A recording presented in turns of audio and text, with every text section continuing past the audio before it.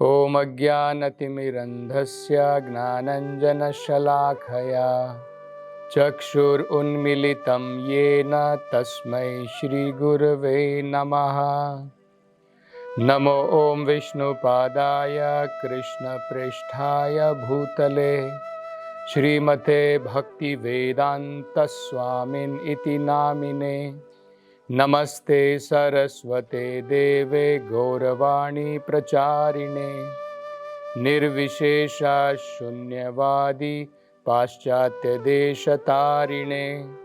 जय श्री कृष्ण चैतन्य प्रभु नित्यानंद श्री अद्वैत गदाधर श्रीवासदि गौर भक्तवृंद। हरे कृष्णा कृष्ण कृष्ण हरे हरे, हरे राम राम राम हरे हरे। हरे कृष्णा। आप सभी भक्तों का आज की कृष्ण कथा में हार्दिक अभिनंदन है। कल की कथा में हमने देखा कैसे यशोदा माई जब भगवान के मुख में उन्होंने मट्टी खाई है, ये शिकायत सुनने के पश्चात भगवान का मुख देखना चाहती थी, और जब भगवान ने अपना मुख खोला तो समस्त सृष्टि का जो ऐश्वर्य है माता यशोदा ने देखा। भौतिक रचना के लिए जो भी पदार्थों की जरूरत है सब भगवान कृष्ण बाल कृष्ण के मुख के अंदर में उन्हें दिखाई दी। इन महिमाओं को समझने के लिए भगवान किस प्रकार से सृष्टि का निर्माण करते हैं, वेदों के द्वारा महान संत उसे समझते हैं। वेदों को त्रयी कहा जाता है, इसका बड़ा महत्वपूर्ण कारण है। ये जो महान संत हैं इन वेदों के द्वारा कहते हैं, वेदों में 3 अलग अलग भाग हैं। जैसे कर्म कांड है, ज्ञान कांड है, उपासना कांड है, इसलिए भी वेदों को त्रयी कहा जाता है। तो धीरे धीरे कर्म कांड से जब व्यक्ति ज्ञान कांड की तरफ जाता है, ज्ञान कांड से व्यक्ति उपासना कांड की तरफ जाता है। मतलब क्या है, पहले व्यक्ति कर्म में लीन रहता है, फिर उसकी समझ में आता है कि कर्म सब कुछ नहीं है, उससे बढ़कर के हमें आध्यात्मिक ज्ञान की प्राप्ति करनी चाहिए। और आध्यात्मिक ज्ञान से फाइनली जो है इस निष्कर्ष पर पहुंचता है कि भगवत उपासना करनी चाहिए। जब पार्वती ने शिवजी से यह प्रश्न पूछा कि सभी आराधनाओं में, सभी उपासनाओं में सबसे महत्वपूर्ण, सबसे उत्तम आराधना कौन सी है, तो शिवजी ने उत्तर दिया, आराधना नाम सर्वेशाम विष्णुर आराधना परम। सारी की सारी आराधनाओं में से भगवान विष्णु की आराधना परम है। और यहां पर हम देख रहे हैं यशोदा माई भगवान की आराधना नहीं, यशोदा माई यहां पर भगवान कृष्ण जिनकी आराधना की जाती है वो स्वयं यशोदा माई की गोद में खेल रहे हैं। तो जिन भगवान को इनकी आराधना महान संत करते हैं, यशोदा माई की गोद में वो भगवान यहां पर खेल रहे हैं। वेदों को त्रयी इसलिए भी कहा जाता है क्योंकि वेदों के अनुसार भगवान को 3 अलग अलग स्तर पर समझा जाता है। सबसे पहले भगवान को ब्रह्मन, बाद में परमात्मा और बाद में भगवान। जिस प्रकार से सबसे पहले हम सूरज की किरणों को देखते हैं, बाद में अगर हम थोड़ा और उन्नति करते हैं तो सूर्य ग्रह में जा सकते हैं। सूर्य ग्रह में जाने के पश्चात हम सूर्य जो देवता है उनसे वहां पर जो है भेंट कर सकते हैं। ठीक इसी प्रकार सबसे पहले भगवान की शरीर की जो कांति है, जिसे ब्रह्म ज्योति कहते हैं, पहले उसके दर्शन होते हैं ज्ञान योग के द्वारा। बाद में ध्यान योग के द्वारा परमात्मा के दर्शन होते हैं जो हृदय के अंदर में है, और अंत में भगवान के दर्शन होते हैं, भक्त वत्सल भगवान के दर्शन होते हैं। तो यहां पर यशोदा माई केवल भगवान के दर्शन मात्र नहीं कर रही है, यहां पर यशोदा माई भगवान के साथ में प्रेम के द्वारा अनेकों प्रकार की लीलाओं में लगी। तो यशोदा माई की स्थान, उनकी परम भक्ति को हम समझ सकते हैं। वेदों को त्रयी इसलिए भी कहा जाता है क्योंकि 3 प्रकार के वेद के अंदर में प्रमाण होते हैं। सबसे पहले हमें जो है भगवान के साथ में हमारा संबंध क्या है वो समझना है। संबंध के बाद में उस संबंध के ऊपर हमें अनेकों प्रकार की क्रियाएं करनी है और बाद में उसका फल मिलता है। इसको कहते हैं संबंध अभिधेय प्रयोजन। उदाहरण के तौर पर एक पुरुष और स्त्री पहले आपस में संबंध बनाते हैं शादी के द्वारा, उनका विवाह होता है। विवाह के उपरांत उस विवाह के आपस में मेलजोल बढ़ता है, अनेकों प्रकार की क्रियाएं होती हैं, प्रेम का परस्पर आदान प्रदान होता है, उसे कहते हैं अभिधेय। और अंत में पारिवारिक जो सुख की प्राप्ति होती है, पुत्र की प्राप्ति होती है, वो प्रयोजन है। ठीक इसी प्रकार से वेदों के अनुसार सबसे पहले हमें आत्मा और परमात्मा का संबंध समझना है, बाद में उस परमात्मा की भक्ति करनी है जिसे अभिधेय कहते हैं, और अंत में भगवत प्रेम की प्राप्ति करनी है जिसे प्रयोजन कहते हैं। चैतन्य महाप्रभु कहते हैं प्रेम पुमार्थो महान, सबसे उत्तम जो वेदों का लक्ष्य है वो है भगवत प्रेम की प्राप्ति। और यहां पर हम देख सकते हैं माता यशोदा उस प्रेम में किस प्रकार से डूबी हुई है। तो यशोदा माता का स्थान कोई आम स्थान नहीं है, वो भगवान की महान भक्त है। तो इस प्रकार की लीला भगवान के साथ में करने के पश्चात धीरे धीरे यशोदा माई भगवान कृष्ण के लिए घर के अंदर में ही एक बड़ा रसीला मक्खन जो है घर में ही तैयार करने लगी। यशोदा माई ने विचार किया कि कृष्ण और बलराम अड़ोस पड़ोस की गोपियों का मक्खन जाकर के चुराते हैं, तो लगता है कृष्ण और बलराम को जो आम गाय जो दूध देती है उसके द्वारा जो मक्खन बनता है वो इतना उनको पसंद नहीं है। तो यशोदा माई ने क्या किया, जो नंद बाबा की जो कुछ विशेष गायें थी, उन विशेष गायों को विशेष प्रकार की घास खिलाई गई। ये जो विशेष घास थी वो इतनी रसीली घास होती थी कि उसके अंदर में स्वाभाविक तरीके से एक प्रकार की सुंदर महक रहती थी। तो जब ये इस प्रकार का रसीला दूध देती थी, उस रसीले दूध के द्वारा यशोदा माई मक्खन बनाती थी ताकि कृष्ण जो है और बलराम जो है उस मक्खन को खा सके और इधर उधर चोरी करता हुआ, माखन की चोरी करते हुए ना फिरे। एक दिन क्या हुआ, यशोदा माई स्वयं अपने हाथ से दही मंथन कर रही थी और मंथन करते करते वो भगवान के महिमाओं की गीत गा रही थी। यशोदा माई ने क्या किया, एक बड़ा सुंदर उपाय किया। ये सीख हम सभी भक्तों को यशोदा माई से लेनी चाहिए।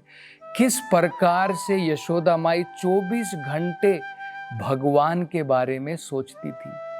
वो जो भी कार्य करती थी वो इस प्रकार से करती थी कि हमेशा कृष्ण भावनामृत रह सके। तो यशोदा माई भगवान की इन सुंदर लीलाओं को भूलना नहीं चाहती थी। जिन लीलाओं का हम आज भागवतम में पान कर रहे हैं, इन लीलाओं को यशोदा माई भूलना नहीं चाहती थी। प्रत्यक्ष उन्होंने देखा तो उन्होंने क्या किया जो भी ये लीलाएं थी, जैसे विश्व रूप के भगवान ने दर्शन कराए, भगवान ने पूतना का वध किया, बकासुर का वध किया, अघासुर का वध किया, अनेकों प्रकार के राक्षसों का वध किया, भगवान ने गोवर्धन पर्वत उठाया। ये सारी लीलाओं को यशोदा माई ने एक प्रकार से कविता के रूप में बना दिया, और जब भी उनको समय मिलता, जब भी वो अपने अनेकों प्रकार के ग्रह के कार्यों में लगी रहती, हमेशा भगवान के गुणगान करती रहती। तो एक दिन यशोदा माई इस प्रकार से दही जो है उसका मंथन कर रही थी, और कृष्ण जो है बाजू के रूम में जो कमरा था उसके अंदर में भगवान सो रहे थे। तो सोने के बाद में जब बच्चा उठता है तो उसे भूख लग जाती है। तो कृष्ण जो है उठ करके माँ यशोदा के पास में आए, और सीधा आकर के उन्होंने जो मंथन की जो लकड़ी होती है उसको पकड़ लिया और कहा, माँ बस अब मुझे दूध पिलाओ। तो यशोदा माई जो है उन्होंने अपना कार्य छोड़ करके भगवान कृष्ण को अपनी गोदी में ले लिया और अपने स्तन का पान करा रही थी।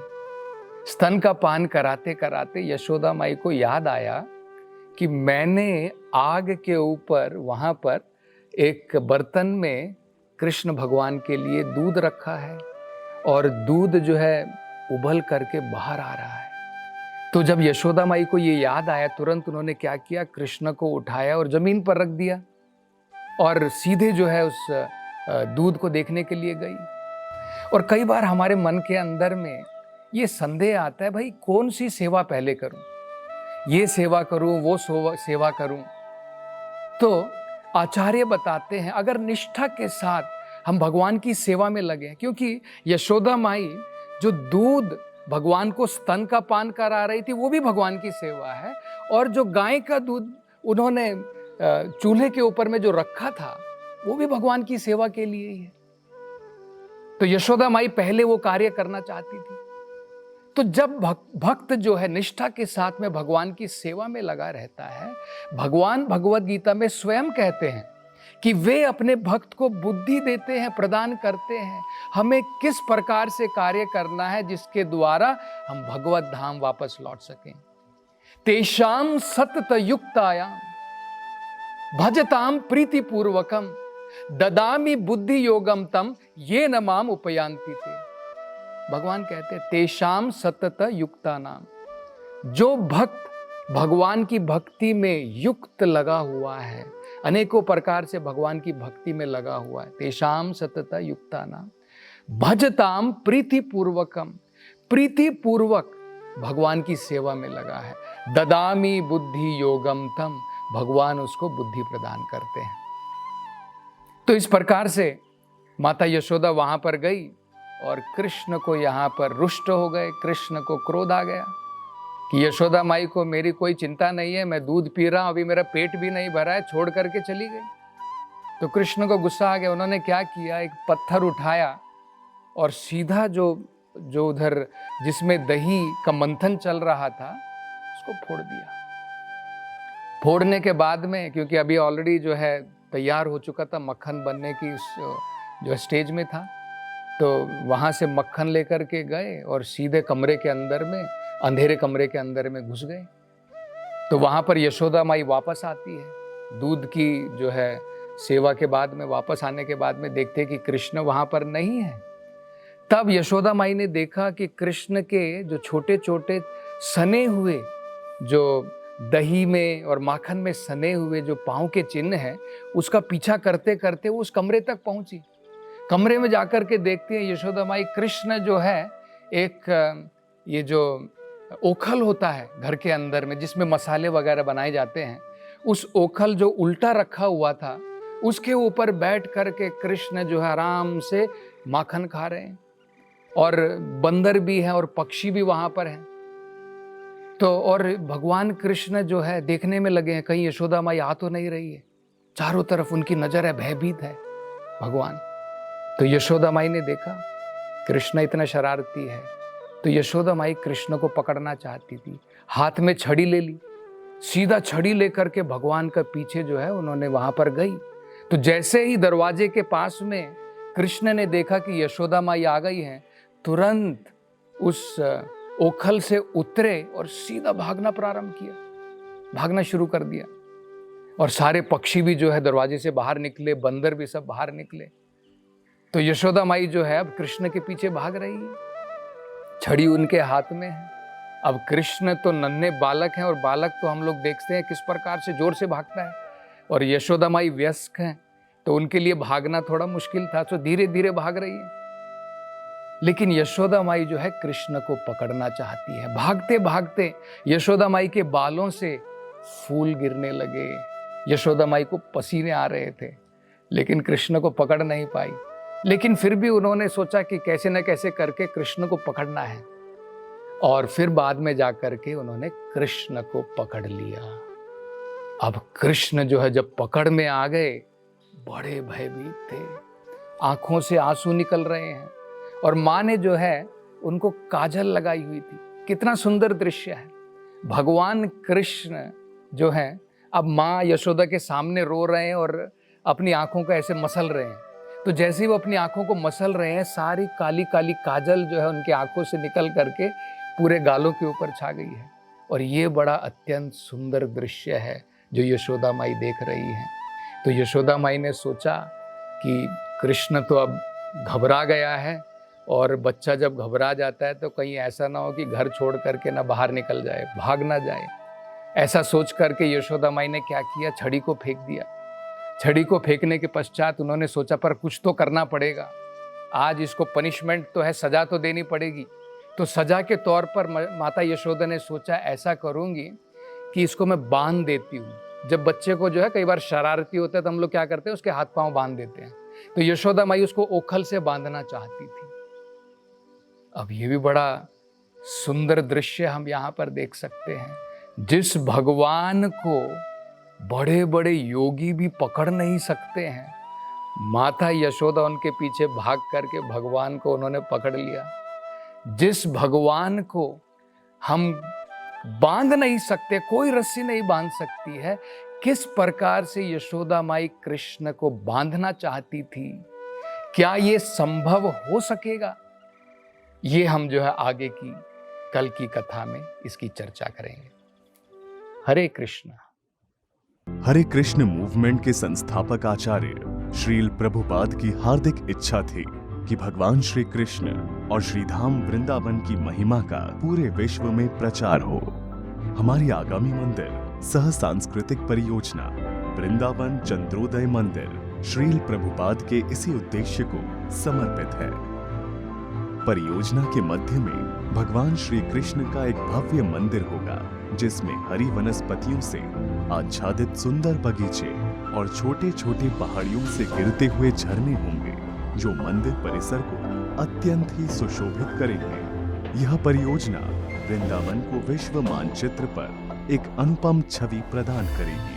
हम आपसे अनुरोध करते हैं कि इस भव्य मंदिर के निर्माण में हमारा सहयोग करें। आपकी वृंदावन धाम की सेवा से श्री श्री राधा कृष्ण अत्यंत प्रसन्न होंगे। कृपया वृंदावन चंद्रोदय मंदिर निर्माण अभियान में जुड़ें। अधिक जानकारी के लिए संपर्क करें 8585850033 77259 77260। इस जन्माष्टमी के शुभ अवसर पर श्रीधाम वृंदावन में निर्माणाधीन विश्व के सबसे ऊंचे मंदिर श्री वृंदावन चंद्रोदय मंदिर में ठाकुर जी को माखन मिश्री सेवा का अनूठा अवसर उपलब्ध है। 1008 रुपए की यह सेवा करने वाले सभी श्रद्धालुओं को उनके घर मंदिर की ओर से भगवान का प्रसाद प्रेषित किया जाएगा। संपर्क करें 8585850033 77259 77260।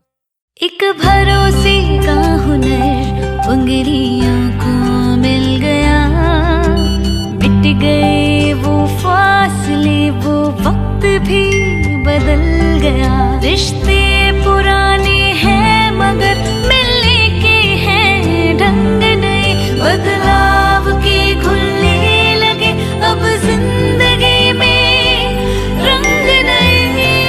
हम जहां हमारा बैंक वहां।